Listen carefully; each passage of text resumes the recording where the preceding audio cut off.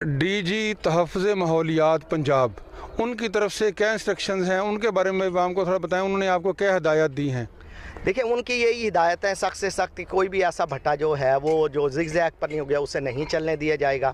कोई ऐसी इंडस्ट्री जो बग़ैर पॉल्यूशन कंट्रोल डिवाइस के, एमिशन कंट्रोल डिवाइस के वो नहीं चलने दी जाएगी। इसी तरह कोई भी ऐसी गाड़ी जो धुआं छोड़ती है उसे बंद कर दिया जाएगा।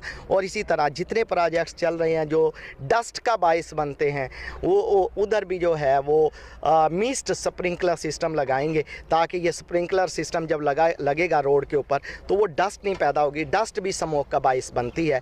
तो हम इसी तरह जो है आजकल हम पॉलीथीन के ऊपर भी काम कर रहे हैं। तो जितने भी फील्ड हैं हॉस्पिटल का, और डायरेक्टर जनरल साहब जो हमारे डीजी साहब हैं एनवायरनमेंट के, इमरान हामिश, उनकी सब चीज़ों पे नज़र है और बहुत अच्छे अंदाज में लेकर चल रहे हैं।